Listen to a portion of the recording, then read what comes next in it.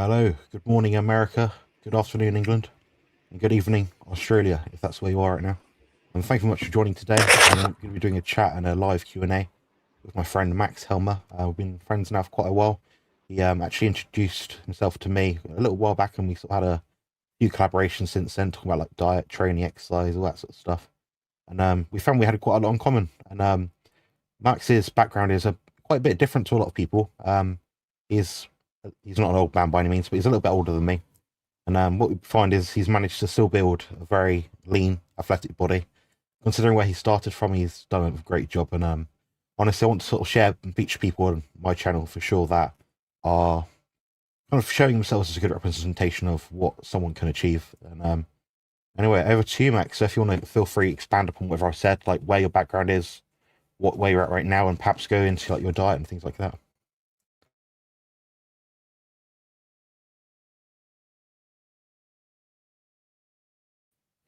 Max, you might be muted, by the way. There we go. You, but Help, huh? I hear you. We'll carry on. Face palm.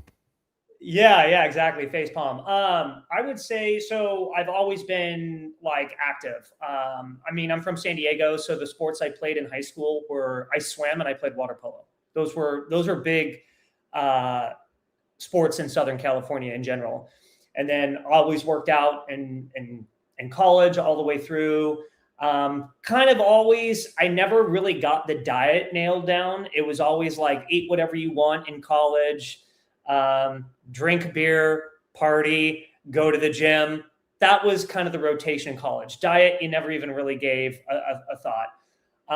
And then when I was a little bit older, I came across CrossFit. That's really where I was introduced to compound lifts, powerlifting, right? Deadlifts, squats, standing shoulder press. I was introduced to Olympic lifting. I was introduced to things like kettlebells. And I was thinking about this the other day. You know, I think CrossFit gets a little bit of a bad name, and rightfully so. It's kind of like luck of the draw, because if you want to start working out and doing CrossFit, and you Google the closest CrossFit gym to your house and you go there, sometimes the trainers are good, sometimes the trainers are bad. You know what I mean? And luckily, when I got into it, I found a gym that where the trainers were really, really good. And so I learned all the foundational movements. And then I think that I was thinking about this too the other day. I think CrossFit, even though I kind of do some CrossFit now, I think the beauty of CrossFit is it introduces you to a bunch of different things, right? And the nice part about that is if you get bored, or you've been doing CrossFit for a long time, like myself, if you get bored of a training program, you can implement a completely different type of protocol. Like if I think to myself, like, man, you know, I'm kind of sick of the barbell, I can just get into kettlebells and say, okay, I can do kettlebell cleans and snatches and presses. So I just thought CrossFit was really cool at the time when I first got into it, because there's a multitude of different movements and it's really hard to get exceptionally perfect at all of them. I think the whole point of CrossFit is to become good at a wide variety of movements. And yeah, that's kind of like how I've trained. And then basically what happened to me as I got out of CrossFit, I used to own a gym. I used to train people. So I used to train kids. I used to teach kids how to lift weights. I used to teach high school athletes how to lift weights. And I used to teach 70-year-old women, 80-year-old men how to lift weights. I had clients that had like one arm and stuff, and I would make him do burpees and one arm push-ups against a wall and stuff, and teach him how to use his body functionally and all that good stuff. But basically, like what happened to me was when I got out of CrossFit, I got into sales, and I put the career in making money first. I got married. I had 2 kids. And what happened was, because I was putting my career in making money above my health, I got fat. I got really fat. And what was interesting was I used to be the really in shape CrossFit trainer that owned the gym. And basically what happened was I turned into my client. And I was kind of embarrassed, to be honest with you. I was kind of ashamed. But that's when I kind of that's when I really started going on the diet journey, right? Because what I started to realize, because by now I was in my 30s, what I started to realize was, like when I was in college, I cannot outwork a bad diet anymore. In college, you can kind of get away with it. When you get into your 30s, you cannot outwork a bad diet and lifestyle. That's 100% a fact. So I started listening to podcasts, started hearing more and more. And this was in like 2017, 2018. I started coming across, like the first podcast I ever came across was Abel James, Fat Burning Man. So I want to give that guy a shout out, because I actually met him a handful of weeks ago. And I told him, I was like, when I started going on my health journey, you were the first podcast I ever listened to. Now I do podcasts. I just want to thank you. It was actually a really cool interaction. I met him down here in Austin. But then I started coming across ketogenic diets, carnivore diets, fasting, and all those types of things. And that's when my body really started to change, like my body, my mind, my entire body composition. And that's when I realized working out is not the most important thing. Your diet is 1,000%. Diet, in my opinion, it's 95% of the equation. And what I started to believe and what I started to find very true was diets are tools. I really think diets are tools. You can leverage different low carb diets, ketogenic diets, different styles of carnivore, different types of fasting. You can leverage different diets to get different effects, right? Different looks, right? And so in my opinion, I think there's a time and a place for OMAD, for fasting. I think there's a time and place for eating multiple meals a day. And if you're trying to gain weight, right? Like Robert Sykes will tell you this, Greg Mahler, the guys that are over at Keto Brick, right? If you're lowering your carbs, fat is your fuel source. If you're trying to bulk, you got to eat a lot of fat. If you're trying to cut, you're pulling the fat back. That's the energy source, right? And so I just started to play around with these different diets, and I realized different styles of low carb diets give you different effects. And that's where I came up. That's why I really think diets are tools. And then ever since then, I just kept on going. I kept on playing around with them. And I go through bulk phases. I go through cut phases. I go through phases where I try to get stronger. So I change the diet. I'll go through my summertime phase, which I'm doing right now, where I go on a strict carnivore diet, and that's my lean out. And so I leverage different diets periodically throughout the year based upon my training, what I'm trying to do. Sometimes I'm trying to get stronger. I got to eat more. And I'm about to go into that phase right now, and we can talk about that. But as I'm trying to put on more mass or trying to get a little bit stronger, I'm going to naturally have to eat more food. And right now I'm trying to stay lean because it's summertime. I'm naturally eating more of a strict carnivore diet, a little bit more higher protein, a little bit more moderate fat, so I can maintain leanness. And then once summer's out, I'm going to switch things around. So that's kind of like my philosophy on things. I think low carb is, and we could talk about this, I think low carb is the easiest way to eat to maintain body weight, metabolic health, and even lose fat. And I've talked about this on other podcasts before. And I've gotten shat on in the comments. The more carbs you eat, here's my take. I'd love to hear your opinion on this, Jonathan. The more carbs that are in your diet, the more carbs you eat, the more frequently you are going to be hungry. Therefore, it makes dieting, especially if you're trying to get lean, it makes dieting harder. You're going to have to white knuckle that diet the more carbs you have in your diet. The fewer carbs you have in your diet, the fewer blood sugar spikes you have. You can maintain a steady insulin, right? And it's going to be easier to stay in a calorie deficit the lower the carb. That's kind of that's my philosophy. And people, the calorie counters will jump in the comments and say it doesn't matter. You know, if you want to gain weight, you got to be in a calorie surplus, which I don't disagree. I don't disagree with any of this, right? If you're trying to gain weight, you got to be in a calorie surplus. If you're trying to lose weight, you got to be in a calorie deficit. I agree. My point here is it's a lot easier for the general population to lose weight and stay in a calorie deficit if the carbs are lower or almost zero, because you're satiated, you keep your blood sugar down, you're satiated, you can go longer between meals, and therefore you stay in a calorie deficit longer.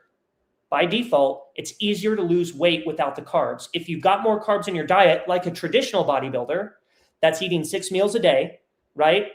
And they've got carbs in the diet, they are constantly hungry throughout the day, right? They are constantly thinking about food because their blood sugar is going up and down like that. That's why, but traditional bodybuilders, bikini competitors, they're able to do that. Why? Because they are the most disciplined people on planet Earth. They are the best, bodybuilders are the best dieters on planet Earth, without a doubt. But for the general population that's trying to lose weight, take the carbs out of the diet. It will be a lot, you don't have to white knuckle through that diet. It's a lot easier to stay in a calorie deficit because you're just not as hungry. Spiel over. I'm done. That's a mic drop moment, that is. There you go, guys. Max has got it sussed out. And it shows with his physique. You can't see on screen right now, but he's very lean, muscular. Oh, there we go. You know, he's a lean, muscular guy with a very good aesthetic look. So a lot of men out there would be glad and, you know, appreciate to have that sort of physique. So what you're doing is obviously right. And yeah, I mean, I couldn't have said it better myself when you said about how it's easy to adhere to a lower carbohydrate or zero carb diet. I've had the same experience. When I was dieting in the past, it'd be 6 meals a day and I'd still be hungry for 7th. Now it's like, you know, I don't really get hungry in the sense that my stomach doesn't really growl. Like if I'm very lean, like maybe 1 week out, 2 weeks out. But I do feel hungry for energy. Like if I see I cut some butter, I'm like, if I ate just that bit of butter, I feel better. But the thing is, when you have that low body fat, you don't feel good until your body fat is higher. You just don't. You'll feel good immediately from like the dopamine, you know, you get a treat sort of thing. But outside of that, it doesn't really carry over. So yeah, I'd strongly, well, I know for myself that low carbohydrate sort of methodology for losing body fat is easy to adhere to, more effective, eat more sustainable as well. And I'm yet to be proven or seen otherwise. Another thing you said as well was about go ahead. That's in terms of like a calorie surplus and calorie deficit. And obviously we don't use calories, we use food grams, macros to sort of measure food intake. Sure. I was just using some of the term audience because, want that. Yeah. Some of the audience want that sort of terminology, but Max here is obviously trying to make things accessible for everyone. So if they've not got a typical Carnivore muscle subscriber or member level of knowledge and insight, then you know they probably won't understand that. But there's more videos on my channel which are on the playlist, calories in, calories out. In terms of like the surplus and deficit, in terms of you have a rough maintenance in your intake in your diet each day, it will average out over a period of time. It's not going to be the same every day, but you can work out, okay, I eat, for example, I don't know, some might say I eat a pound of meat a day, 6 eggs and 4 rashers of bacon. 3 different food items, about the same weight every time, you know, pound of meat sort of thing. But what they might find is that's their maintenance over time. So their weight might be stable, which is quite a good, hard thing to achieve, especially with today's society with all the processed foods. But what I'd say is most people can sort of benefit in terms of building muscularity on about a 10% surplus, namely or mostly coming from fat, because that is a fuel substrate. The protein should be at a rate which is maximized anyway. With my clients, people I work with, I do tend to keep our protein an elevated amount deliberately. It forces adherence to much better, and there's science to prove that as well. In terms of the fat deficits, as if someone to lose body fat, so not gain muscle probably much at all to any appreciable degree. I'd say go up to about maybe like a minus 30% intake.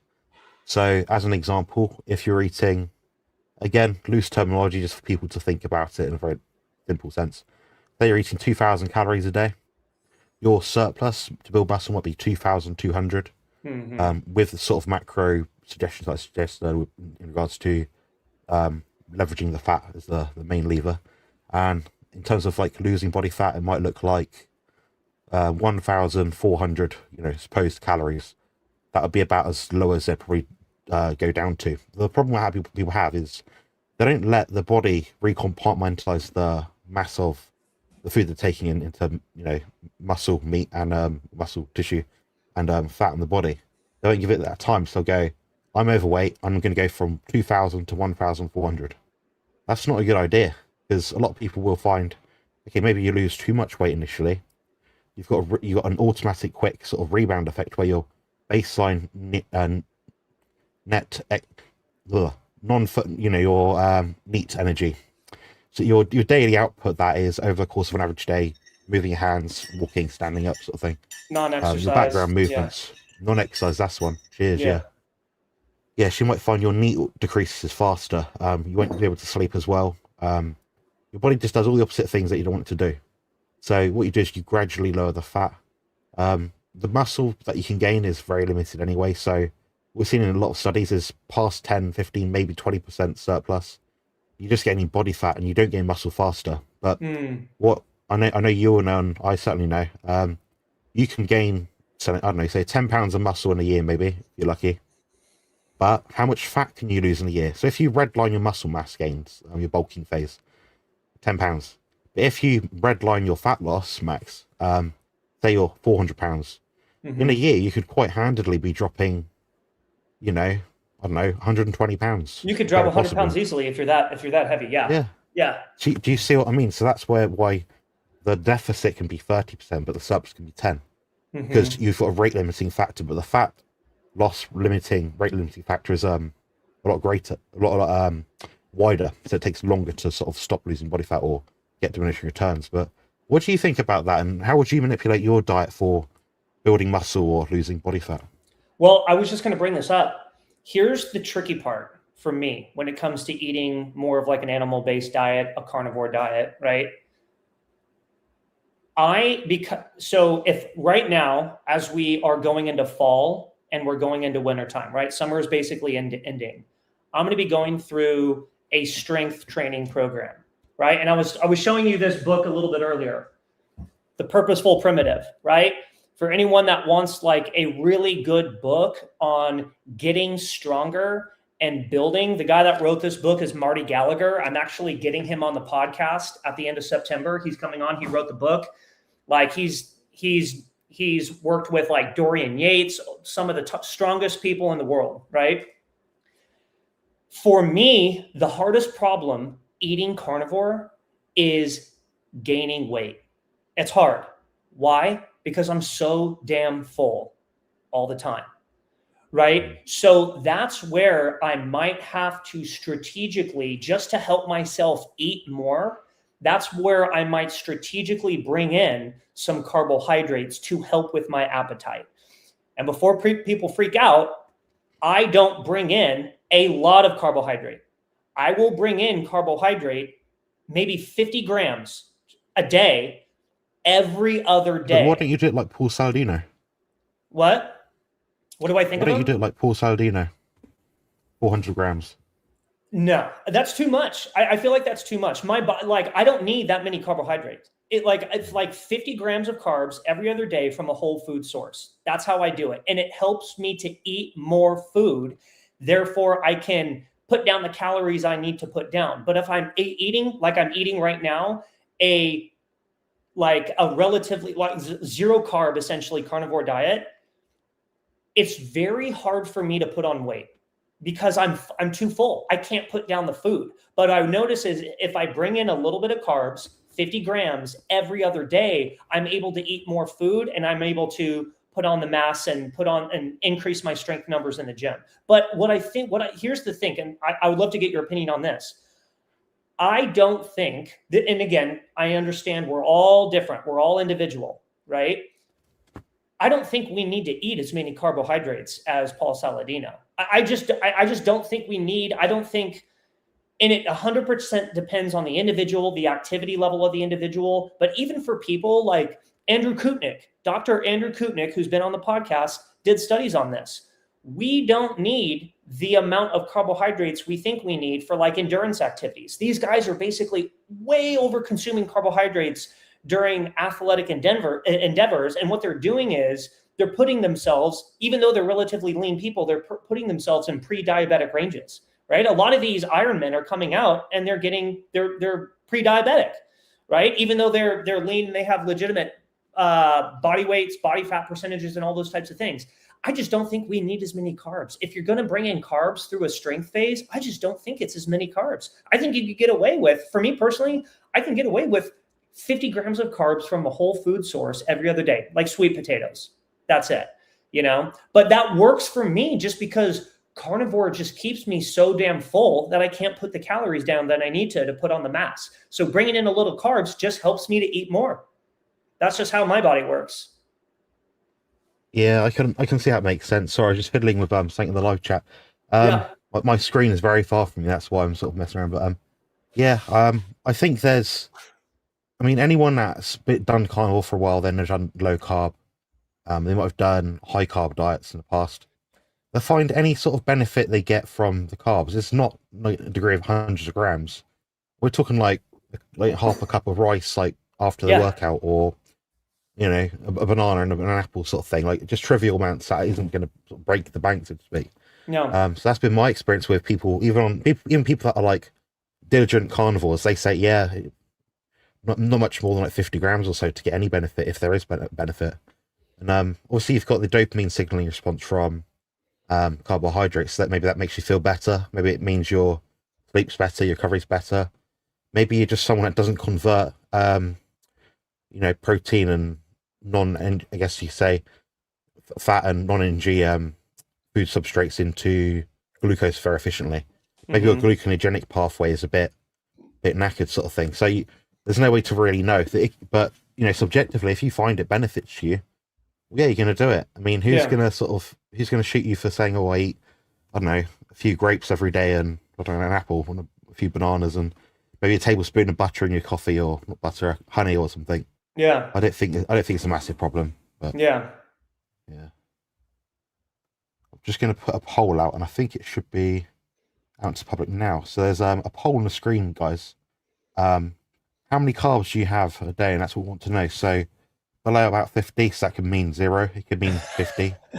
Paul Saladino, 400 grams. Paul Saladino, 400 grams plus. Yeah, there we go. So let us know in the poll, guys. Thanks so much, everyone, for joining. By the way, we're still going to carry on.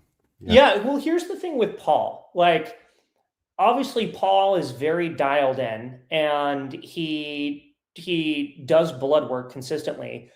Here's what I would say, just on the Paul Saladino thing. Technically, who are we to say whatever he is doing is wrong for him, right? Like, that level of carbohydrates that he's eating, that might work well for him based off what he sees through his blood work, what he sees through his daily energy that he's got, through his sleep, through his testosterone, through all of his markers. That might work for him. I just don't think, here's I think the whole trick people need to understand. You have to be comfortable experimenting and to find what works for you. You know what I mean? And that level of carbohydrate might work well for him. That level of carbohydrate would not work well for me. And I don't know about you. You know what I mean? So I think the whole thing here is people need to be comfortable. Like this game that we're playing, this body composition game, this increasing mass game, keeping our fat percentage at a decently low rate throughout the year. It takes a lot of experimentation. It does. And you got to be comfortable experimenting. It's a long game. It's a life game. Like I'm never going to stop. I'm never going to get the perfect body. I'm never going to find the perfect scenario. It's always going to be experimenting to see what works, what doesn't work. And I think some people need to get comfortable coming to terms with that. And the problem is, I don't think a lot of people want to come to terms with that. They want to find the diet. They want to find that one magical diet that they can eat for the rest of their life. But the problem is their body is constantly seeking to find homeostasis, right? You will naturally plateau at some point. You got to be comfortable changing some things up based off your activity, what you're doing, your personal life, your work. All those things matter, right?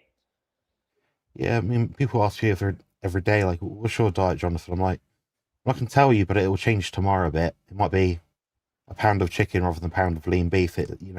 Yeah, it's going to be, so I can only give people like, I eat this many eggs, usually this much fish, this much meat, I don't know, this much butter. But then it might change because as a bodybuilder, like you said, the program is always changing because the goalposts can sometimes change, but the way you're going to get there is not a straightforward, linear sort of trend line in terms of progression. Just want to say thank you to Jerry, who's very kind enough to finish her chat early today on her live stream, so she could join mine and listen to me ramble with my good friend Max here. So thank you very much for joining the membership. Just so everyone knows, memberships for my channel are very affordable.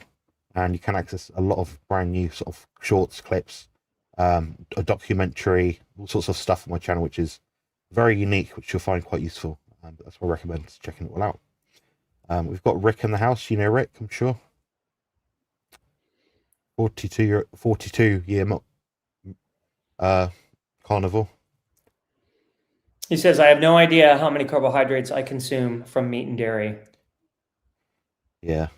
Rick, if you take a photo of all your food one day, I'll try and work it out for you. Be quite interested to see, and like just a typical day that you'd normally do, you know. Where are we at? Have we got any questions yet? So, thank you everyone for joining. Like I said, by the way, hello to everyone. I'm not very good at saying hello to everyone. How many people are in here, Jonathan? We had about 17 a second ago. Yeah, not too bad. Mighty Manoir said, as someone who is new to lifting weights, do you recommend lifting to failure or doing sets and reps? That's a same good way question. I said when on a live stream with you before, actually, that you were listening to. Basically, I personally count time, not reps and not sets really. Obviously, I have a set, like I'll do an amount of exercises in succession for a certain body part or group of muscle groups, so for sure, yeah. I prefer someone who's beginning to do more sets to a lower degree of effort. Then over time, increase the effort, and you'll find that you'll end up doing less sets. But each set, say it's worth maybe 5 out of 10 when you begin. By the time you're doing what I sort of do, or maybe Max does, like max effort, as many as you can sort of thing, you'll be at a 9 out of 10. So your results should increase in relationship to the skill level that you have with training. So if that's a bit all over your head, so I know the terminology can sometimes be a bit tricky. Do maybe 2 sets per body part, maybe 3 times per week, maybe full body, so all of the muscle groups of your body. Maybe do it in a circuit fashion. Just find a way to sort of do each thing about twice. So each sort of, like maybe 2 for your back, maybe 2 for your chest, 2 for your legs, or 2 for your hamstrings, maybe something like that. But yeah, if you're really desperate, I can create you a little program for you. Just reach out to me on WhatsApp or something through the corner. In terms of weights, I mean, it's relative. You've just got to find what works for you, really. Start lower, but build it up. But don't be one of those people like what has happened recently online, where someone got called out for calling for someone else not trying very hard with what they're doing. I don't know if you guys watched that video. Yeah, I'm not familiar with it. Like like someone commented and says you're not like your intensity's not high enough. Essentially, yes. So someone made a video in response to someone's diet and exercise. The person that the video is about didn't obviously like it. Yeah, there's a whole, yeah, I'll feel good another time. But it's all good fun now. It's all sort of water under the bridge. But yeah, do you have a take on that at all? Like what you would do, like an average beginner in the gym, like what recommendations or ballparks you suggest people fit into? So I think this is a really, really good question, right? Because she says, as someone who is new to lifting weights, what do you recommend, lifting to failure or doing sets and reps? So what's interesting is I think there's also a handful of other components that go into this, right? And you were talking about wanting to get Fred Hahn on, right? If we had Fred Hahn on, what do you think he would say, right? It would be one all-out set, time under tension, go to failure, right? But so I think there's a couple things here. It also depends on how much time do you have, right? How many days a week are you working out? Does the current gym plan that you have work well and mesh well into your daily, weekly life? I think those things matter too. So a lot of that's going to be individual.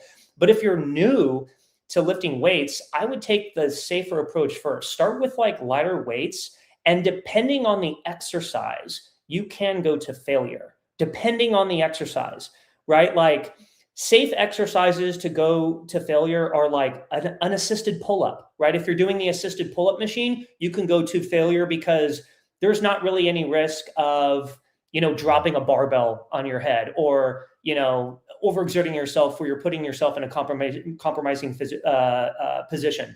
But if you're a seasoned weightlifter and you're back squatting and you have safety spotters where you can fail and you've been lifting for years, you can go to failure, right? You can go to failure if you're a seasoned back squatter.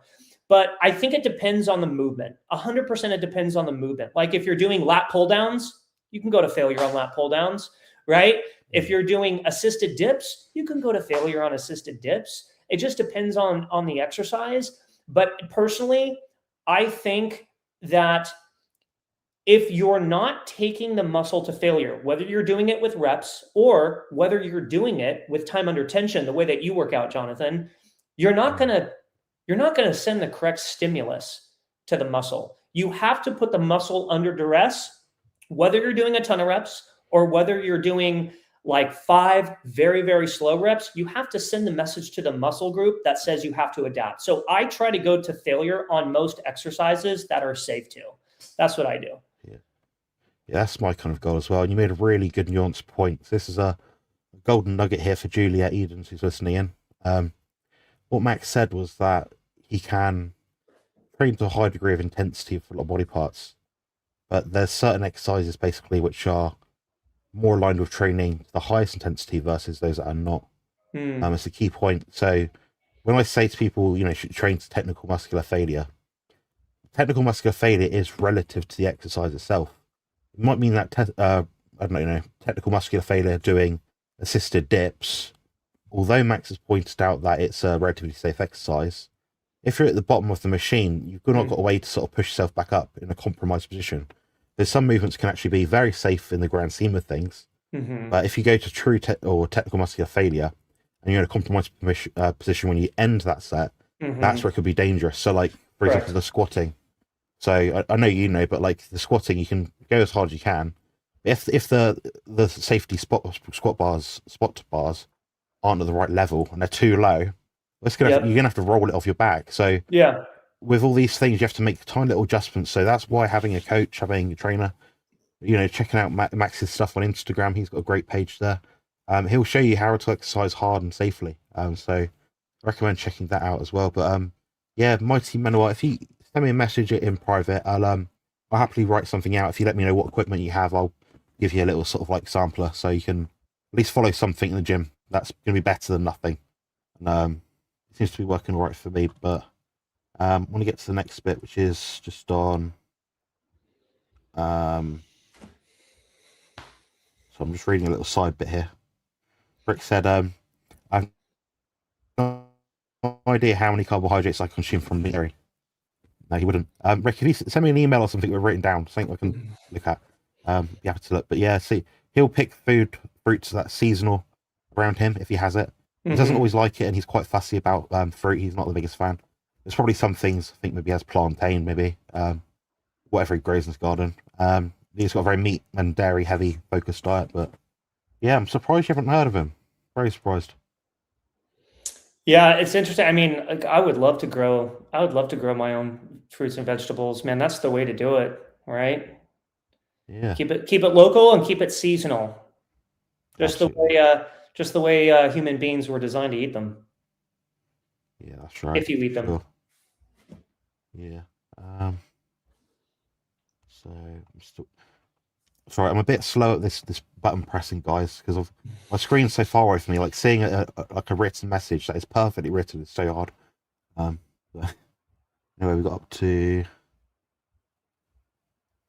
I got a question, so please feel free to ask questions while we're here, guys. Max has given up his very valuable time this morning, away from his wife and family. So. No, it's all good.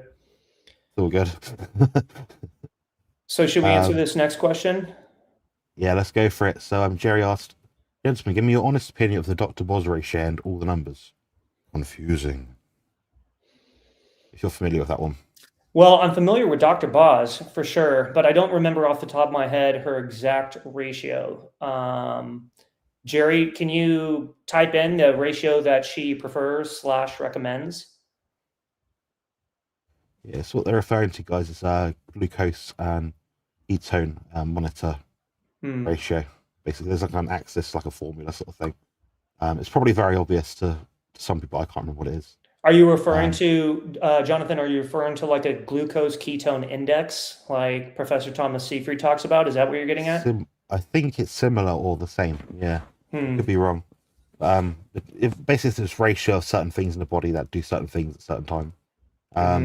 I think it's a waste of time because you're trying to look at an arbitrary number and indices of health through something which is like measurements of something else which does show health.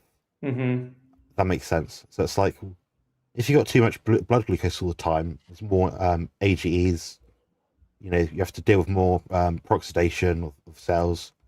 So that's not going to be ideal, really, is it? The other thing is like the ketones. They're, as I said before, they're a transient number which changes all the time, much like glucose, but much greater degree. So I could wear a keto monitor, stand in the shower, it'll be quite high, maybe 3 units, whatever it is. Mm-hmm. Come out of it, and it's gone to 0.5 again. So that's how useful they are.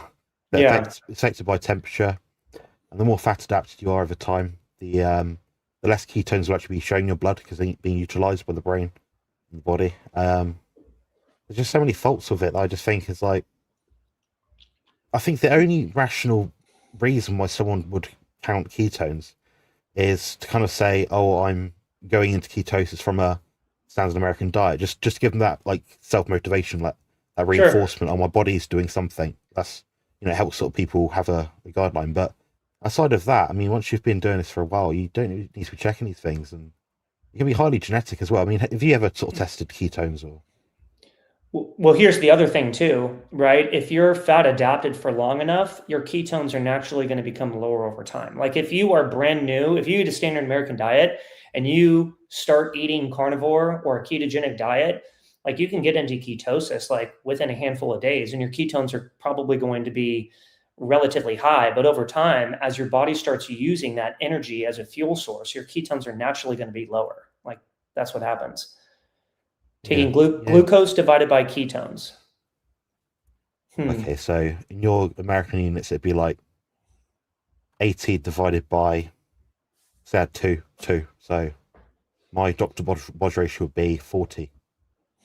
But that's not where they're like. So if I actually use my numbers that I have checked in the past, historically, just a long time ago, probably 80 divided by... I might count this now. If you want to carry on just chatting about something. No, well, it's interesting. Like, so it kind of depends on if you're talking about a glucose ketone index and getting that number like as low as possible. Typically, you're doing that. A lot of people are doing that for like metabolic health reasons, like cancer, right? If you've got cancer, you want to get the glucose ketone index low. And what's funny is, so I've had Professor Thomas Seyfried on the podcast, and I've also had, are you familiar with Daniel Orrego, Jonathan? Yeah, I recognize the name. I've seen like one video, I think. So he was on Mark Bell's Power Project like years ago. He was on Mark Bell's Power Project. So he basically runs like a metabolic health institute where they implement Professor Thomas Seyfried's press pulse for like cancer patients and things like that. And what he was saying was interesting.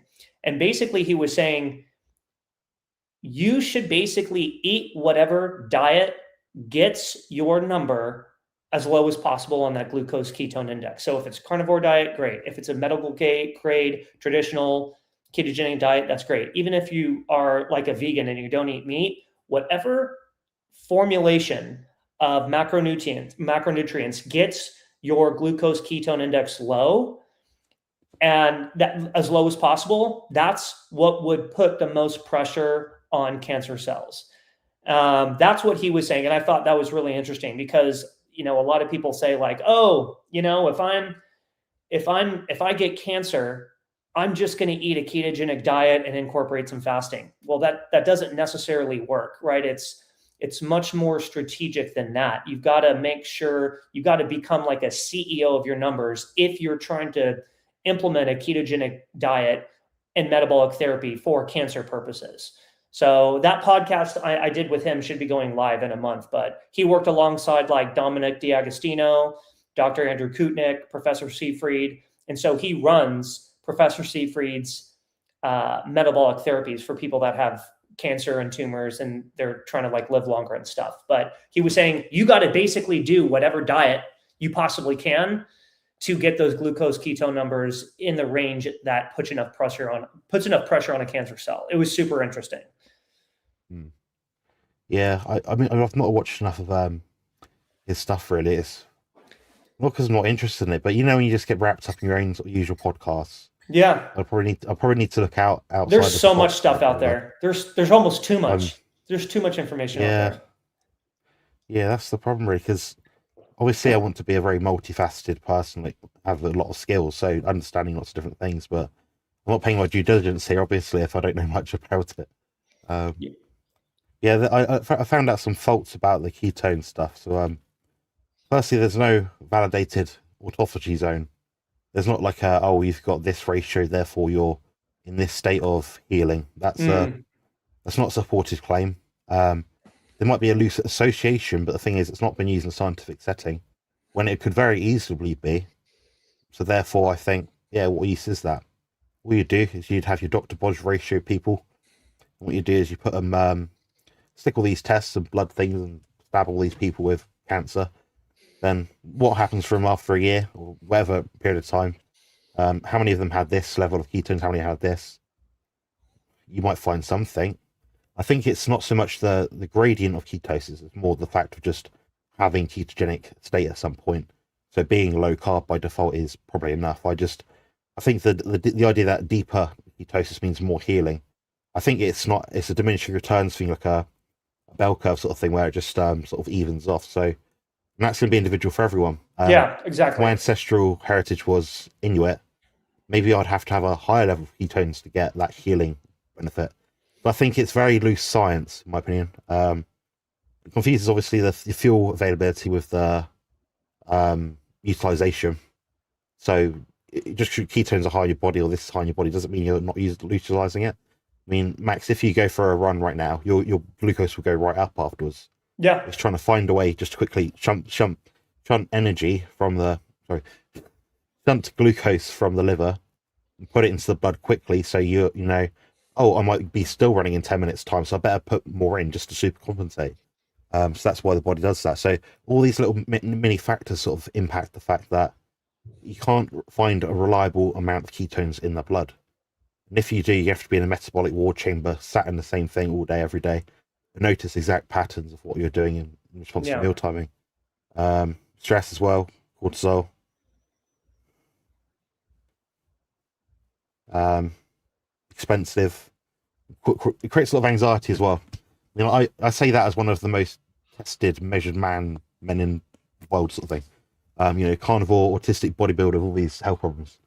So I want to know what does and doesn't work. Well, and Um, just in regards to the question that's on the screen, right? Dr. Boz says yeah, that the lower the ratio, the deeper you are in ketosis. Deeper ketosis equals more healing, which I don't disagree, but I think that's also nuance. It's like yeah, I yeah. feel like depending on what you are trying to heal, right? Depending on what you're dealing with, are you dealing with cancer? Are you dealing with like cognitive issues like ADD, ADHD, depression? I feel like different levels of ketosis are necessary to hit or get into, depending on what you're ultimately trying to fix. That so it's like again, that's why I say diets are tools, and you leverage different diets for very specific outcomes. And so if I was trying to get into deeper ketosis or I was trying to help someone get into deeper ketosis, one of those situations would be if they were potentially schizophrenic, right? They had mental issues, they had depression. Like being in a deeper state of ketosis for that individual might be Mm. very, very beneficial from a mental standpoint. But if they were doing it How for do you another know? reason, yeah, Yeah. go ahead. No, sorry. I get all these buzzy things in my head, which are like I'm trying to nitpick what you say, not Hmm. because it's you and I think I want to prove you wrong or say what you say is wrong. I want to know exactly what's going on. So my Hmm. thought there is, okay, you got schizophrenic people with all these like mental health condition disorders, whatever you want to call it. Deeper ketosis, more healing, better mood, better scores, maybe pain scores. I don't know as well. Um, the problem is it the fact of that them getting into ketosis? Is it they're eating a low carbohydrate diet and other metabolic processes are happening? Is it that they've got less leaky gut because they're not eating by default as many foods because there's Hmm. no carbohydrates in the diet? Is it because there's actual microbiome and brain inflammatory reducing compounds within an elevated ketone diet.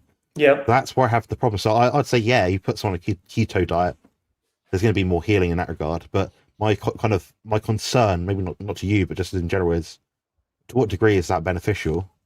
And also, is it the same for everyone? Is there a cutoff point, like a diminishing returns kind of curve? Then also, what is the methodology used to track these things? Yeah. Is it the reduction of leaky gut, intestinal permeability, because they're eating less foods? Is it the fact that they've got a fat-fueled body rather than a...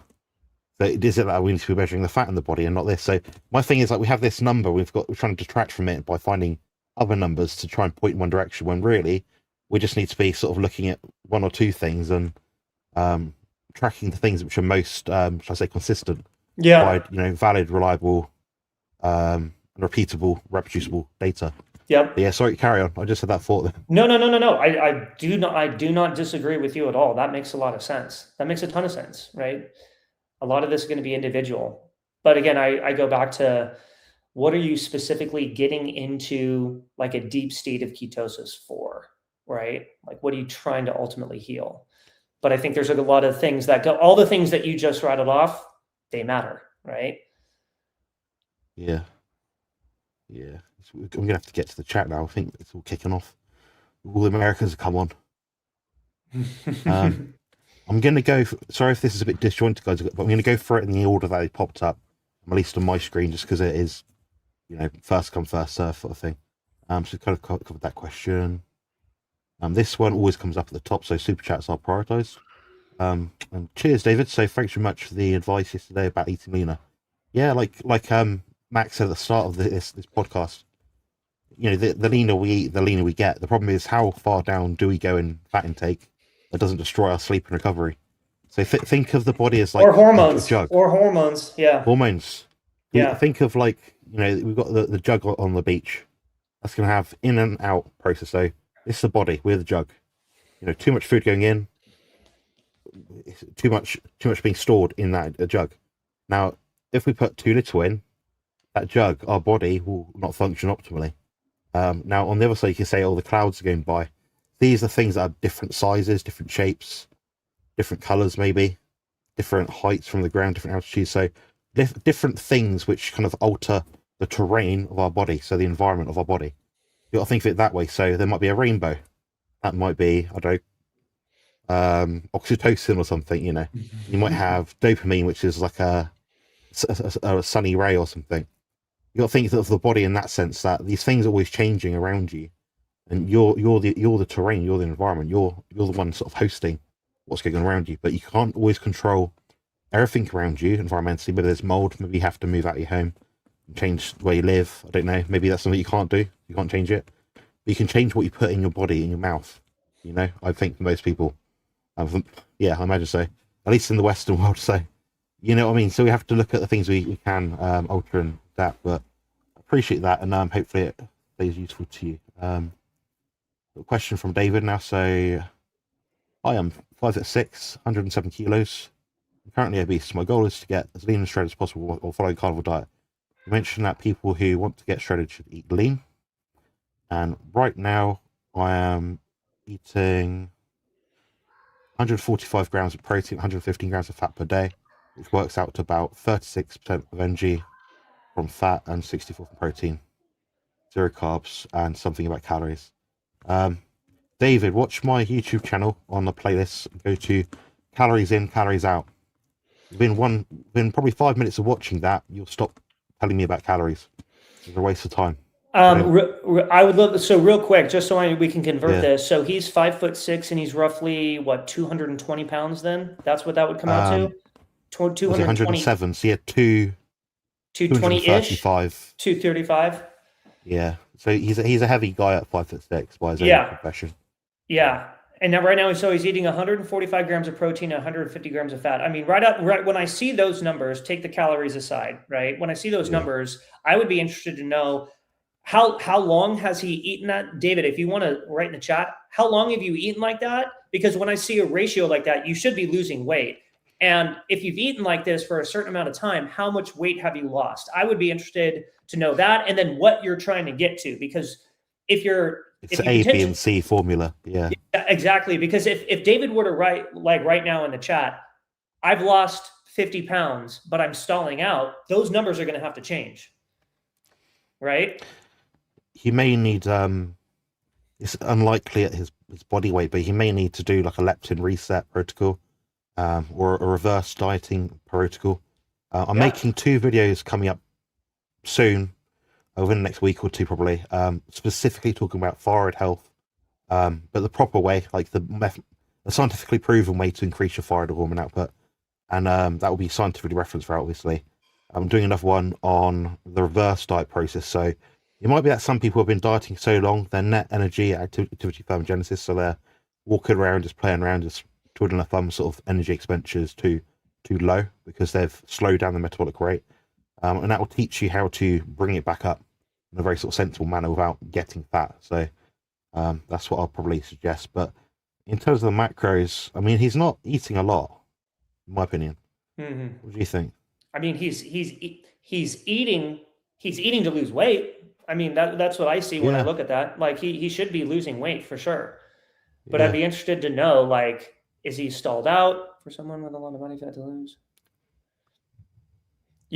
I don't know. I mean, you could try it. It just depends on where you're at. Like, David, if you were to say, like, I'm eating this way, but I've stalled out and I haven't lost any weight for 2 or 3 weeks, then I would say you might have to potentially go leaner for a specific period of time. But like Jonathan was saying, that's when you can also incorporate something like a reverse diet, shock the system and then go back.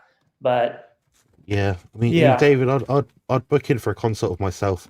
And we'll speak to Max, try and book in with him sometime, because to unpack this, I'll be needing to know a lot of information. It's not going to, it's going to take like an hour just to get through most of it, to be honest. But that's what I'd suggest. But we've got 2 ways of tackling it. Either eat less if something happens, or alternatively, do a reverse diet.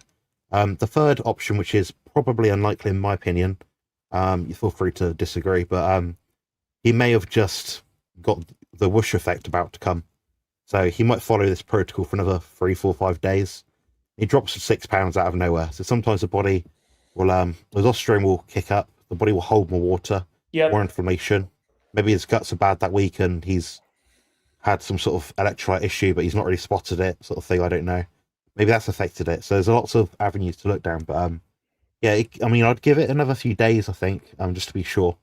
Once you've gone past 3 or 4 weeks of dieting and nothing's happened, I'd be concerned personally. Totally. Next one. So it's from CB Carmack. Very lovely. He's a sheriff, policeman. Nice. Yeah, he's a cool guy. So before I knew what I know now, I dropped 30 pounds and my HbA1c went from 10.1 to 6.7 just eating the low glycemic diet with beans in substitute for starchy veg. Discovered Carnivore and it fell off prior to it. Brilliant. A message from Kimberly. So I agree with Jonathan. There's more to it than just ketosis when it comes to healing someone. It's a lot more involvement. The problem is people talk about, high fat. Max, you must have heard this. You eat high fat carnivore for healing. You watch these birds saying this crap, and you're like, why? Why is it healing? It's like a buzzword. Like if I tell you, we're going to make some crazy gains, it's like, we might gain half a pound each month for the next three months. It's not really crazy gains. Yeah, well, how's that healing too? Like it kind of reminds me of, so I've had Maria Emmerich and Craig Emmerich on. I love those people. I've also had like Dr. Kiltz on too, and he's all about the fat. But it's like they said something to me that I thought was interesting, because they get a lot of people that come to them for coaching from the high fat carnivore space that are gaining weight. It's true. And if you're like an already over fat person and you're working with someone and they're implementing a high fat carnivore diet and you are gaining weight when you're already over fat, you are technically not healing. I wouldn't say you're healing, right? So if you're healed, if your body is in danger, and what does that even mean? And what does that even mean? Because you're obese. To your point. Yeah. Max, if you're morbidly obese and your joints hurt, you're inflamed, you've got on all these different meds, pain meds, psych meds, whatever. Yeah. And you're like, okay, I'm obese. Okay. Well, that's probably the biggest marker of your life success. I mean, you put two people next to each other, it's human nature. You say, right, we've got these two people in a room. You don't know anything about them. They're both equal in terms of like natural attraction. One of them is 400 pounds. The other one is 150 pounds. You know, females maybe. who you gonna go to? Yeah, It's human nature. It's human nature. It's human nature. Yeah. You can't fight it. It's yeah. It's just I mean, that's just the subjective side, not the personal side where you sort of think, oh, this is how I look, sort of thing. Yeah, it does wind me up big time, but I'm at least like ready to have a platform for someone like yourself to share this information, because the amount of times we hear this stuff. I mean, Maria and I don't remember his name. I do remember his name. Yeah, Craig Emmerich. Yeah, I think they're brilliant at what they do. Over the years, I've been watching them for a long time. I think their content is top notch in terms of fat loss. I mean, I'm not gonna neg the lady, but she is underweight or very slim or skinny, I guess you'd say. I think she's trying to gain weight currently. She is. But you sort of listen, like, well, she's obviously done it. She stays lean all the time. So even if you don't take it to that extreme, at least you can say her sort of methodology, the high protein, low fat, seems to work better. But I mean, if the goal, right? If the goal is to become a leaner human being, where my mind, let's say everything else is fine, right? Hormones, blood markers, everything is fine. Okay. And the goal is just to become a leaner human being. I would say increase your protein, decrease your fat. If you're eating like a low carb or zero carb diet, the easiest way to do that would be to increase your protein, which increases the time between your feeding windows because you're full, you're satiated. Satiety. The higher the protein, the fuller you're going to be. Decrease the fat just a little bit, not too much because you don't want to wreck your hormones, but that will help you get leaner if that is the goal and everything else is fine. Yeah, that's exactly it. It's it does work, and I mean, the thing is, you got to be careful. You have to be very specific about your goals. Yes. I mean, if I said to Max, I'm going to get you as lean as possible in the next 4 weeks, he's not going to be dropping 20 pounds in 4 weeks. Maybe 10 if I really pushed it hard, sort of thing. But we know beyond that point, okay, we need to stop. We give it a time measured goal, so 4 weeks. Yeah. I said the most we probably want to lose is about 10 pounds. Then we stop. But some people, they have to fight. The problem is they get to the diet and they realize the diet has helped them to a point. But then how do you come out of that? That's the key part, which people don't think about. If you put your body under a lot of stress, the metabolic rate will lower slightly over time. But you can bring it out. The thing is just cycling around with your diet based on appetite. That's why our ancestors probably didn't really get fat over the summer and get skinny over the winter, but in like weird sort of time frames. And you know how people nowadays are like, oh, I gained 5 pounds, I'll drop 5 pounds this week. Yeah. But like that. Our ancestors are probably about stable because they ate a natural diet. Well, and when you think about it like this, they weren't throwing slabs of butter or tallow on their ribeye steak.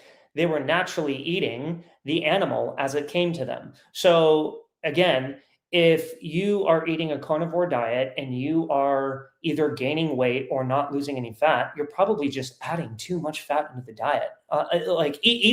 Just eat the animal as it comes. Throw the ribeye in the pan or on the grill, however you cook, and just eat the animal. Don't add like the butter to it. You'll lean out. Yeah. Yeah. It's literally that simple. Here's the bottleneck. So we found the problem, which he has not realized yet, but I'm talking about it because I'm as if I'm Captain Hindsight. So basically, for 2 weeks before that, he was doing 200 grams of fat. So he wasn't doing 115 grams of fat. Okay. So he hasn't been dieting to that degree for 3 weeks. So he just dropped the fat. He just dropped the fat like a week ago or something. Yeah. You see what I mean? So you have to be mindful of what you're doing now and what you're doing a week, 2-3 weeks ago. So in a contest prep, I know I'm going to end up eating less over time. Fine, that's a given.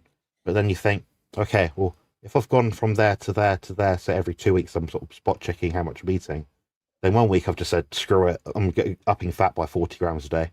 But say I'm not cognizant of that, how am I going to know where I am, where I'm going? You know, how am I going to know I'm on track? So that's my perspective. Have we got another question? How much time do you have left? We've got a hard cut off today, haven't we?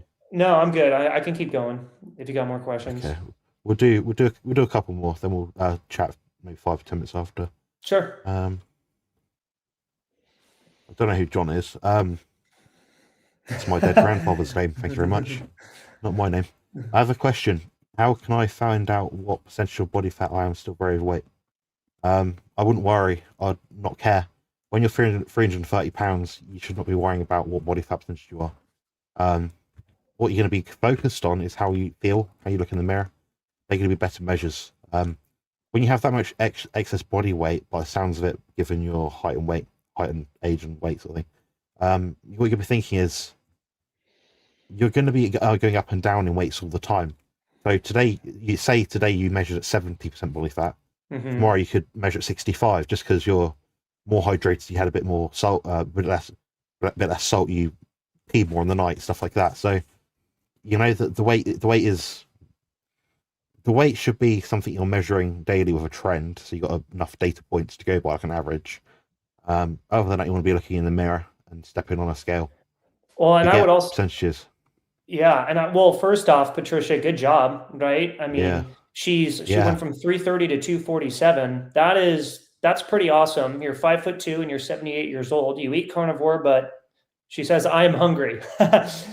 I mean, that could be a simple situation of you've done a lot, you're doing really good, you've lost some weight, but you're not at where you want to be at quite yet. That could be a situation of I personally, what I would do is add more lean protein in. Like if you're eating I would add more lean protein into the diet, because again, if you add in some, and this could be like ground chicken, ground turkey, chicken breast, whatever the case is, like add more lean protein into your meals. That will satisfy the hunger. Like it will be hard. It's very difficult to overeat protein. I always say protein is the satiating macronutrient. Fat is the satisfying one. Yes, we get our fat from our energy, but you've got energy on your frame right now, Patricia. I would increase the amount of lean protein you're eating per meal. It'll probably be difficult for you to finish your meals, but you will stay fuller longer, right? And that's what I was saying at the very beginning of the podcast. Like you've got you've got tons of energy on your frame, Patricia, that your body can use. You could even decrease the fat a little bit, increase the protein. You will be satiated. It will be harder for you to overeat, and it'll satisfy those hunger signals that you got if you're still hungry eating carnivore. That's what I would do. Solid. Yeah, I could not have said it better myself. I didn't read the bit at the end when she said about her being hungry. Otherwise, I would have suggested that. Yeah. But yeah, I mean, I've tried it myself. I've eaten, I think for a span of time, the most I've eaten so far is 500 grams of protein a day. So you're never hungry. Trust me. You don't want to. Yeah. You look at meat and you're not really you're not deterred from it, but you chew food, you're like, you just bottom out sort of thing. And that's what I was saying. Anyway, that's what I was saying. I didn't gain fat. Yeah. Zero. I got leaner. I got leaner doing it. Yeah. And Patricia, I don't know if you were watching from the beginning, but what I was saying was, I'm trying to gain weight. I'm trying to add some more mass to my frame. I'm trying to increase my strength numbers in the gym. I have to eat more. The problem I have, right, just because of how my diet is constructed, so I've got to change some things around. I have a problem eating more because I tilt towards carnivore. That's how I'm eating right now. It's hard for me to put down food because my protein is high, so it's like, I've got to find a way to eat more food if I want to accomplish the goals that I'm trying to accomplish. So it's funny, we have completely different goals here, but what we got to now do is you and I are just pulling back two different levers. That's basically what we're doing, Could not have said it better myself. Yeah. I love it when someone agrees with me. It's great. I'm being a bit cocky today, guys. Yeah, like it goes back to the work from Ted Naiman with the protein energy diet. That's and he interviewed some people and they looked at insects. They're like wondering, also they're different animals to us, but how much protein in their diet how much of their diet should be constituted of protein? And they said about 40% of the calories. Mm-hmm. That maxed out satiety, so they would not overeat or overfeed, even in a situation where they had all the food they want. They then tested that on humans, not in a scientific study, but in a setting where they can sort of say these are the input from the apps. This is what come out, sort of thing. And they found, it's about 40%. So people out there who happen to be using calories and percentages, say you're eating 2,000 calories a day, make it so 40% of them come from protein, 60 from fat. Generally, that works out about 1-to-1 protein to fat ratio, roughly. And that's about the satiety point where you want to be hitting. The way that changes, though, is if someone is either very sedentary or they're very active, in which case the fat will go up exponentially. So, Yes. there's obviously nuance to it. But yeah, the protein is the key. We'll do one or two more questions now. So, what if Max has any has an idea what is impossible for me to gain weight no matter how much I eat? Well, he's 6'7", so it probably takes about a year to get from one end to the other. So. Oh my God, I was about to ask, like, where are you at, right? Yeah. What's this gentleman's name? Rick. He's a slim, Rick. very tall gentleman. Very slim, tall gentleman. Yeah. Very slim. So I wonder if Max has any idea why it's impossible for me to gain weight no matter how much I eat. Interesting. So I would love to know, like, where his weight is at right now. It sounds like he's slim. He's very tall. He's trying to gain weight. I mean, it could just be a situation of, Rick, that's a great question. The first thing that comes to my mind is I probably want to know a couple other things, like what exactly are you eating, right? Because that can kind of tell me, right, if you're eating tons of lean protein, right? Like let's say he cooks in fat like all day. Really? He's eating a high fat carnivore diet. Very basically. high fat, like he's like drinking it near enough in his food. Jesus, that's interesting. And this very active though, very active. Mm. Cycling every day, working out in the yard in the heat, Well, if the goal is to gain weight, I would still like to see how much and how frequently he's eating right now. Because, like, 3 meals a day. 3 meals a day, about 4 pounds, a cup of dairy, and sometimes eggs or sometimes bacon. And he still can't gain weight. Wow. He eats a lot of food. Yeah, like a good amount of food. Yeah.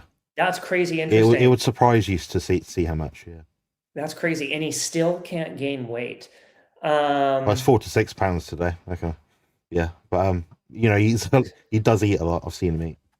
Jesus Christ! See, this is what's so interesting about all this. Like, we're all completely different. I mean, where my mind goes is like, yeah, he says eats 4 to 6 pounds of meat, six eggs, cup of yogurt, 4 ox cheese daily. Yeah, 4 to 6 pounds of meat. Where my mind would go to is that if you're adding in fat, which it sounds like he is, what type of meat is it? Like, are you eating fatty cuts? Ribeye, 195 pounds. I'm 58 years old. He doesn't eat many ribeyes. He's not got the most amount of income, neither do I. But it's like ground beef, chicken thighs. The sort of the cheaper cuts of things, generally speaking. 195 pounds, 58 years old, and he's, what do you say, 6'7"? Something like that, yeah. Damn, that's wild. That is wild. Yeah, you've got to interview him. He's great fun. Yeah, he's that's crazy. One of my best friends on YouTube. Very cool. That is on YouTube. Yeah. Yeah, I guess we would have to know some other specifics. Deep fried chicken and iguana and lard. You're gonna love him, Max. Honestly. How does the iguana taste, man? That's it. That's interesting. He likes it.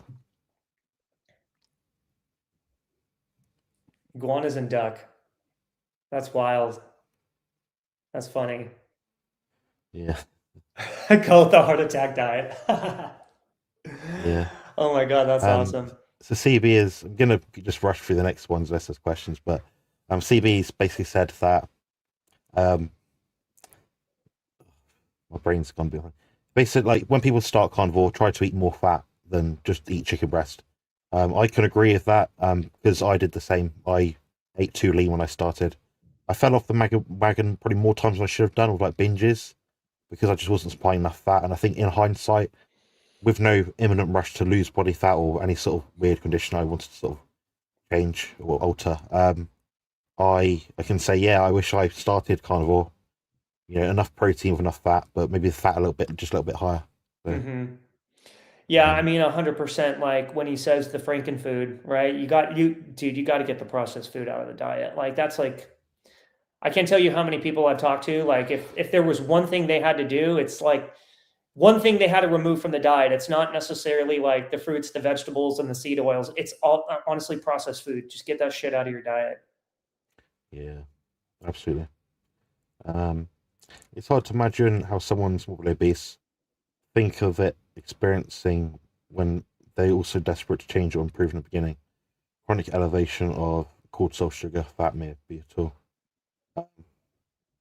Yeah, like Max said earlier, I mean, people in contest preparations, 6-7 meals a day, still hungry.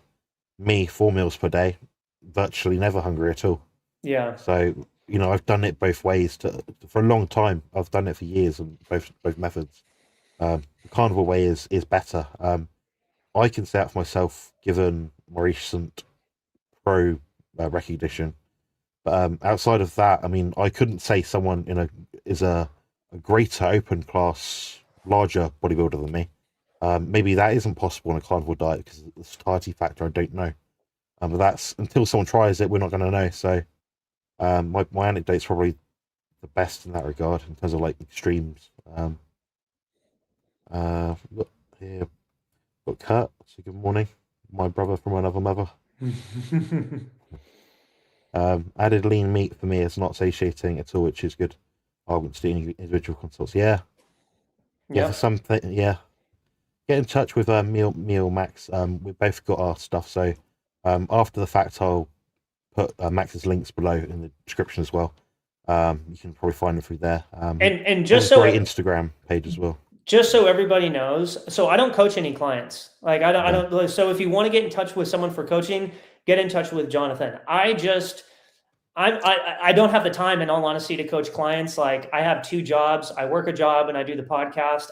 With the podcast, my goal is really what I'm trying to do with the podcast is make the best content I possibly can to help people. Like maybe down the line, I might do coaching, but like, I just don't, I used to own a gym and coach clients. I just don't have the time to do it anymore. If you DM me questions, I'll 100% help you out. I just don't have the time to like take on a client. You know what I mean? Go to Jonathan if that's what you want to do. Yeah, risk that, guys, definitely. Yeah, cheers for that. Yeah, I mean, Max has so much good content on YouTube anyway. Just go through his videos. You'll find pretty much anyone in our space has been interviewed by Max at this point. Yeah. I'll eat more lean protein, thank you. Yeah, like Max said, just go back in the video if you want to rehash the points, but just take it steady. But you know, just alter the protein fat just a little bit. Yeah. When you have 2 pats of butter, have 1. When you have 1 chicken breast, have 1 and a bit. Yeah. You know, keep it simple. Yeah. I've been given 10 golden coins. Thank you very much. Much appreciated. I think we've got through the chat now. One question from Kurt. So I'm eating 6'1", 240 pounds, eating 18 to 21 eggs a day, swimming in Talio, or 3 to 4 pounds of ribeye a day, or 5 foot heart attack, but can't lose weight. Because you're eating too much food. I think this is quite obvious by this point in the podcast. Yeah. We've said it 3 times. You also knows this from the other podcast yesterday. Is 18 to 21 eggs. He doesn't say a day, but if that's a day and it's swimming in tallow or 3 to 4 pounds of ribeye, 5 pounds of heart attack chicken, but can't lose weight. Yeah, you just said it. It's too much fat. Just said it. It's the swimming in tallow. Yeah. Do exactly what you're doing now. Do exactly what you're doing now, but make it so it's not swimming. It's like paddling. Yeah. You know? Yeah, and I think he knows what he's doing, but yeah, 100%. Well, 3 to 4 pounds of ribeye a day. Even if you were to just switch that out from not all of it, like take that. So you've got 4 pounds of ribeye, right? Have 2 pounds from a leaner cut, like a New York strip, 2 pounds from ribeye. I guarantee you the fat will start moving in a positive direction. Like the body fat will start moving in a positive direction. Something as simple as that. Yeah, definitely. Keep it really simple, like that, and you can't go too wrong. You know what? Just really quick, Jonathan. I wanted to throw another tip out there because he was saying he was eating a lot of eggs. You know what I do? I mix and match meat. So like if I'm trying to like stay lean or get leaner, so I'll take fatty ground beef and I'll mix it with I'll mix it with chicken breast. So I'll mix ground beef and chicken breast together. Like I'll dice up the chicken, throw it in with the ground beef, and I'll eat that together. So I'll increase my protein to fat ratio. It'll naturally be a higher protein, but I'll keep the fat from the ground beef at a certain level. So it's almost like a 2-to-1 protein to fat ratio.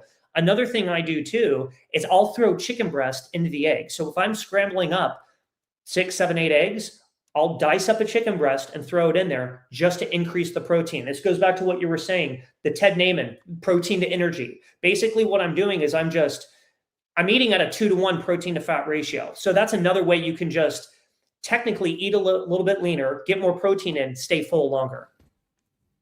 That's what I do. So simple. Yeah. That'd be very effective.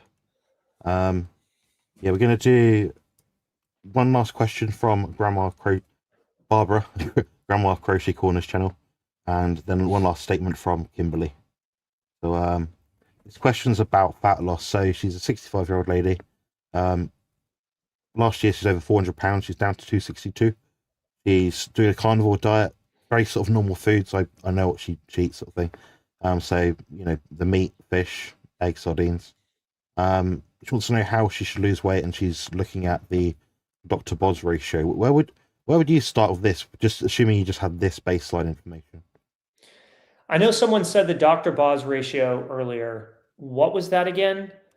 It was the blood glucose divided by the ketone level. Yeah. Eat mostly fish, sardines, eggs mostly. Eggs mostly. Okay. So if it's eggs mostly, which is not a bad thing, eggs are the best, but in an egg, it's 6 grams of protein, 4 grams of fat, if I believe that's in an egg. How should I eat to lose weight? I mean, curious of thoughts. What goes to my mind is, again, kind of like what we've been talking about, like introduce more protein, leaner cuts of protein. So again, if it's mostly eggs, throw in some chicken breast with the scrambled eggs, throw in some lean ground beef with the scrambled eggs, throw in some lean, like New York strip steak with the scrambled eggs, right? You're just increasing your protein without adding a lot of fat, but it's still going to be a very satiating meal. That's what I would do, right? Like all the things you're eating are good, mostly fish, sardines, fantastic. That's great. But add in some more lean protein into the meals. That will help to increase the satiation. That will keep you full. And I bet you'll see the body fat move in the direction that you want it to. Yeah, I think that's it. So I know her personally in terms of like online and what she eats, how she does things. She's not a lady short of effort. I'll say that much. It's not that she's doesn't know what she's doing. She knows what she needs to do because she's lost 40 pounds. That's amazing. She has an idea of what's going on. She knows how to get there, which also knows how to come back. Personally, Barbara, if I was in your body and it was me making all the decisions, I would pie off, which means get rid of the fasting, the individual foods, the focus on meal timing. I would also add in some bit more activity. So the exercise, I think you're adding someone in right now anyway of your current sort of regime. So some band work, some resistance training with push-ups, pull-ups. Find a way to do it that's easier for you, make it more suitable for you as a person. Then I'd actually start tracking things, or at least having an idea of what you're eating each day. Do the same thing for a good 2 weeks straight span. Which means no fasting, no sardine fasting, no dry, no water fasting. No, I'm eating at this time each day. Just let your body fall naturally into the amount of meals that you have. So it's either 1 or 2 for you, from what I know. So just let it happen. If you're hungry at 10, have a meal at 10. If you're not hungry again until 7, eat at 7. Don't try and override what your body's doing naturally, because you won't get the best result from it. The body also doesn't want to be 260 pounds. So if you go away from that in terms of what you're doing naturally, what your instincts will tell you outside of this air bubble we live in, then yeah, you're going to find your body's going to be more aligned to be a not 262 pound person. So 180, 200, whatever you want to be. Next point is stick to foods which are high satiety and high nutrition, like Max said. So, I mean, ideally, you want cuts of meat that are going to keep you satiated. So maybe a lean steak, so a whole steak, rather than ground beef. That's going to be quite not pre-digested, but it's ground up. You're going to be spooning it in before you know it's gone. Whereas if you have to cut the steak, it takes longer. You hit a better signal. That's a great point. They just choose the same meat every single day, so the same, at least from the same shop, the same sort of cut of meat. So if it's a sirloin, have a sirloin every day. Then you might have 2 or 3 eggs every day. If you think, oh, you finish your eggs, and you know what? I think I could do some more actually. I could do a 4th egg. So what you do is then you don't change the protocol. Then you have a bit less steak. You have the 4th egg. Oh, now I've had too much steak. I was chewing that and it's annoying me and my teeth, my gums. Now I've got more egg. So go by gravity, by what pulls you in. And obviously, if you put like a stick of butter on the table, you can eat that raw, like me. And that draws you in. You know you're making a mistake there because that's just fat. You're eating extra fat to go in your body. So just pick real meat as it comes, sort of thing. And also keep in like variety as well. So you're not getting bored of the same thing. You may be good at that. Some people aren't. So you have to go by your own sort of psyche. So you might say, I like 1 can of sardines a day, 4 eggs, and a steak. You do that for a week straight. Look at the scale. Oh, what do you know? I've not had to do 1 meal a day this week. I've not had to do fasting this week. I've not had to not eat at all this week, or all these funny little extra things which don't really add up to much difference at all. You're just eating the same thing. You found what works for you. And say you drop 2 pounds that week. Brilliant. That's your goal. You're on point to reach a certain goal by a certain time. Say 10 weeks down the line, you want to lose 20 pounds total. So 2 pounds every single week. Boom, boom, boom, boom, boom. When that 2 pounds drops to say 1 or 0, or nothing happens at all, okay, maybe you need to change it. So maybe you eat a bit more lean meat again, a bit less egg. So maybe it's 3 eggs, or even 2 eggs, but then more lean steak. And you do that for another week. Boom, boom, boom. You just keep doing that. So you keep cycling things around. So you never actually really have to change the actual volume of the food that you're eating each day, like the mass of it. Obviously, because animal foods tend to be about the same dry weight anyway, but if you took all the moisture out ish. But it means you're not really changing the mass of your food, but you're just changing the selection. Yeah. You're altering, as Max really well pointed well out, the high protein, less fat. So if you're having more of the fatty cheddar, well, mozzarella's got a bit less fat in it, a bit less in it. So maybe swap that out. You just make these little micro changes each week and do that over a span of 7 days, see the effects. That's how you got to do it. It's a sustainable way of doing it as well, I'd argue, because you're not doing anything drastic. You're not changing your body's own natural signals. You're eating the foods you like and you tolerate and that you feel good eating. So yeah, it sort of ticks a lot of boxes. I don't know why anyone would do any different.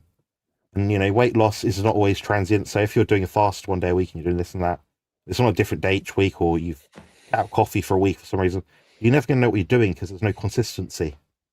So it's not I'm saying you're inconsistent, and I know why trying each thing is trying to use different tools to get a certain goal.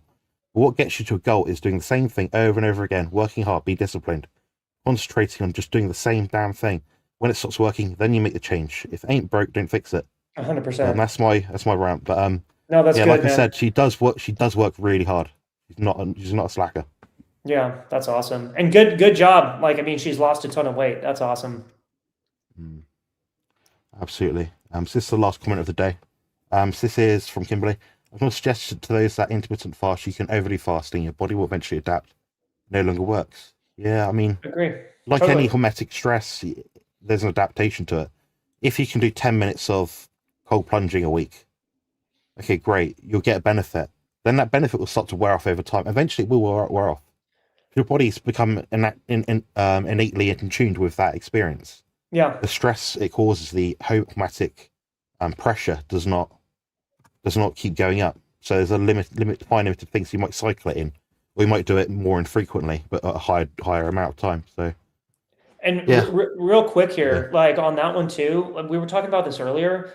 What is the body trying to do at the end of the day? It's trying to seek homeostasis, right? So your body is basically striving, no matter what it is that you're doing, your body is striving to adapt to that, right? So the simplest thing you can do is change up the frequency, the frequency or the time in which you are doing like intermittent fasting, change up the eating window, switch it up on the body, keep the body guessing, right? Like switch up the day, switch out the amount of time. You can do something as simple as that and get a better effect just by switching up like when you do the fast, right? Because your body is basically trying to get used to exactly what you're doing. Switch it up on the body, you'll see. And if the goal is weight loss, right, then you'll see the needle move in the direction that you want it to move.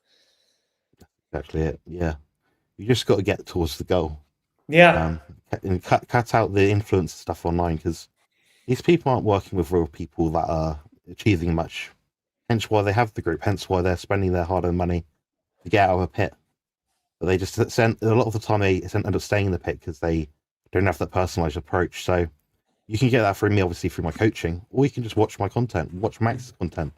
Max had some incredible people on, really knowledgeable people, the Emmerich, for example. If you don't like what I've got to say about fat loss, then listen to them.